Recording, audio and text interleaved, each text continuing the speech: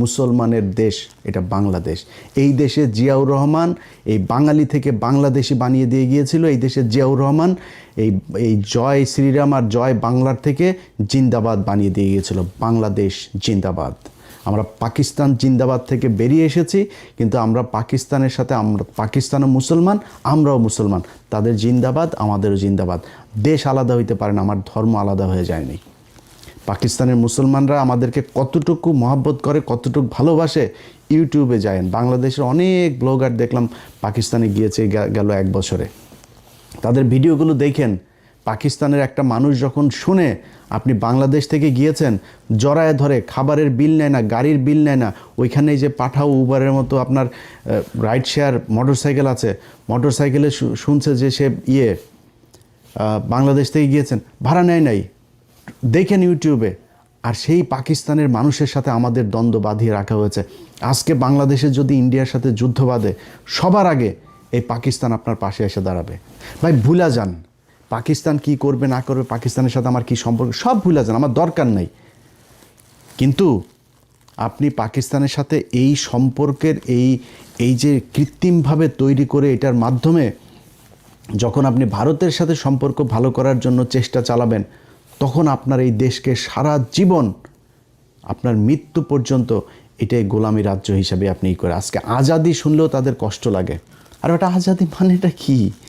আমি আজাদি চাবো না, আজাদি শব্দটা শুনে তাদের কষ্ট হইতেছে। ইনকিলাব জিন্দাবাদ। এই জিন্দাবাদ বাংলাদেশে যতদিন থাকবে ততদিন বাংলাদেশ থাকবে, এবং যতদিন এই জিন্দাবাদ বিএনপির সাথে থাকবে ততদিন বিএনপি বাংলাদেশে থাকবে, তারপরে বিএনপি থাকবে না। কেন থাকবে না জানেন? আপনি যেদিন বাংলাদেশি থেকে বাঙালি হবেন, পশ্চিমবঙ্গ, ওয়েস্ট বেঙ্গল আর ইস্ট বেঙ্গল হয়ে যাবে, এবং ওই বাঙালি আর আমার মধ্যে কোনো পার্থক্য থাকবে না। যেই কালচার ঢুকানোর জন্যই আপনাকে এই যে পয়লা বৈশাখ করানো হয়, এই পয়লা বৈশাখে পেঁচা পুচা যা আছে সব তাদের দেবদেবীর আপনার প্রতীক, এগুলোকে আপনাকে দিয়া পূজা করানো হয়। আমারে ছোটোবেলা থেকে গরুর রচনা শেখানো হয়েছে। আমি কোরআন শরীফ শেখার আগে আমার দেশের মানুষকে গরুর রচনা শিখতে হয়েছে। পৃথিবীর এই বাংলাদেশের মানুষ, অন্তত সব দেশে থাকেন, একজন মানুষ, আমার এই ভিডিও যত হাজার লক্ষ মানুষ দেখবেন, একজন মানুষ বলবেন আপনি পৃথিবীর কোনো দেশে যায় তারপরে দেখেছেন যে গরুর রচনা পড়ানো হয় ছোট বাচ্চাদের। আমারে কোনো কিছু না বললেও আগে গরুর রচনাটা পড়তেই হবে। পাটের রচনা ছিল, অনেক রচনা ছিল, আপনার আগে গরুর রচনায় শিখতে হবে। এবং এইটা মোস্ট আপনার মানে একটা থাকতো, পসিবিলিটি থাকতো, এটা আপনার এক্সামে আসবেই। মেট্রিক পর্যন্ত এই গরুর রচনার এই বিশাল গুরুত্বপূর্ণ এক রচনা। আরে ভাই, গরুর যদি আপনি পশুর পার্টস যদি শিখতে চান, আমি সায়েন্সের স্টুডেন্ট, আমাদেরকে ব্যাঙ দিয়া নানান কিছু দেখানো হইতো, বায়োলজির বিশেষ করে।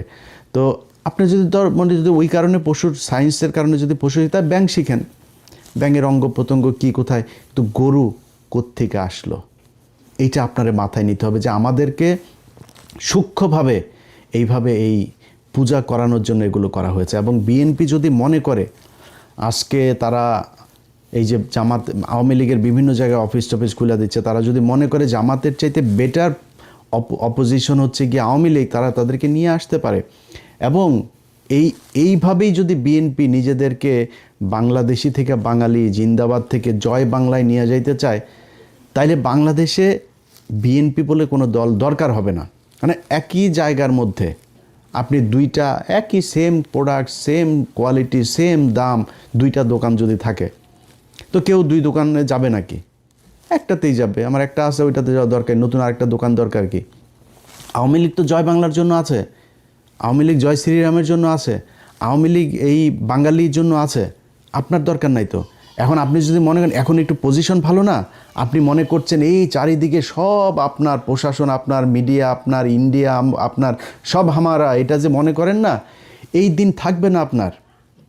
আপনি সময় দেন, ইন্ডিয়া কখনোই তার সবচেয়ে বেস্ট চয়েস হচ্ছে আওয়ামী লীগ। আপনি সেকেন্ড চয়েস, বিএনপি বাংলাদেশে ইন্ডিয়ার জন্য সেকেন্ড চয়েস, তারা ফার্স্ট চয়েস রেখে কখনই সেকেন্ড চয়েসে আসবে না। সো তারা 2 দিন পরে সামনে নির্বাচনে যখন আপনি আওয়ামী লীগকে রাজনীতি করার সুযোগ দিবেন, জামাত ইসলামের এই পলিসিও মাথায় আছে, তারা যদি পরিস্থিতি খুব খারাপ দেয় তারা রাজনীতিই করবে না। আমি এটা জামাতের মানে কেন্দ্রীয় কোনো পলিসি না, আমি জামাতের কেউ না, যেহেতু আমি তাদের কোনো একজনের সাথে কথা হচ্ছিল, মানে উনি বলছিলেন যে ভাই আমাদের বেশি চাপাচাপি করলে আমরা পলিটিক্স বাদ দিয়ে দিব, আমাদের মানুষ তৈরি করার দরকার, আমরা মানুষ তৈরি করব, 10 বছর 20 বছর 25 বছর পরে দেখা যাবে কি হয়। যদি সরে যায় আপনি আওয়ামী লীগকে নিয়ে রাজনীতি করবেন, আপনি মনে করছেন যে ও আমরা তো এখন উপরে আছি, আওয়ামী লীগ আমাদের পিছনে এসে চামচার মতো ঘুরবে।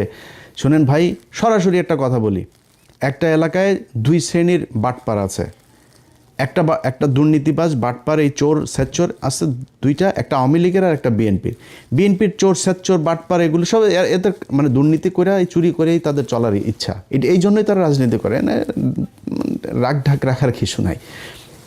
কিন্তু তাদের টার্গেটটা হলো কি, তারা খুব ভদ্রভাবে থাকে, একটু ভদ্র কিসিমের অসহায় কিসিমের এই চোর বাটপারগুলি হলো বিএনপি করে।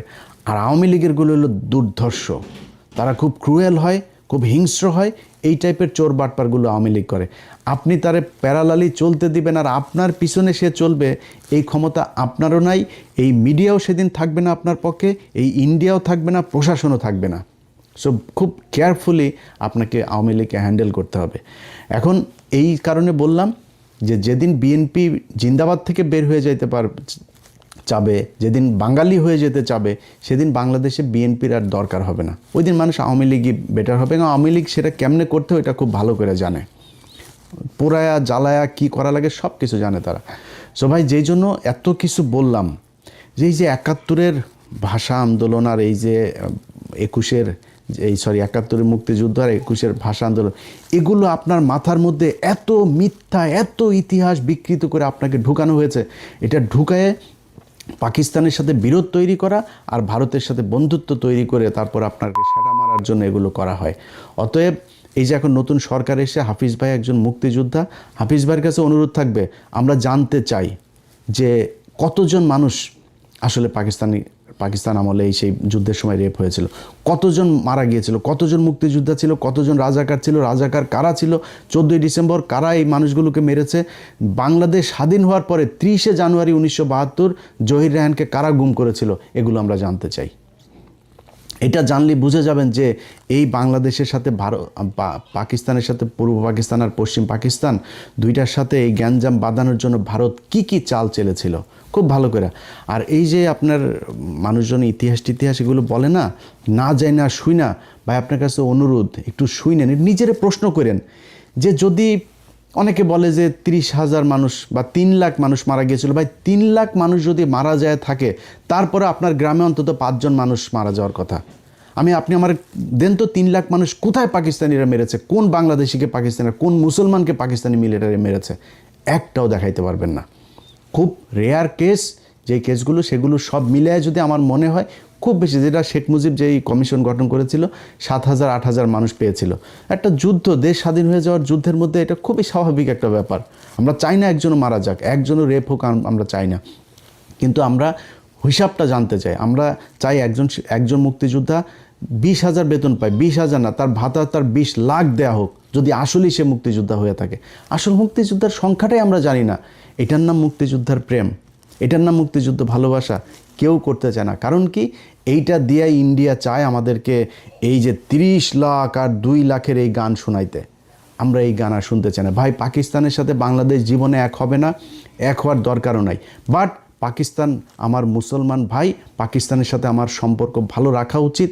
পাকিস্তান আমার যে কোনো সমস্যায় সবার আগে, যে ক্রিকেটে দেখেছেন না এগিয়ে এসেছে না, প্রতিটা জায়গায় আপনাকে গ্যারান্টি দিলাম পাকিস্তান সবার আগে এই বাংলাদেশের মুসলমানদের জন্য এগিয়ে আসবে।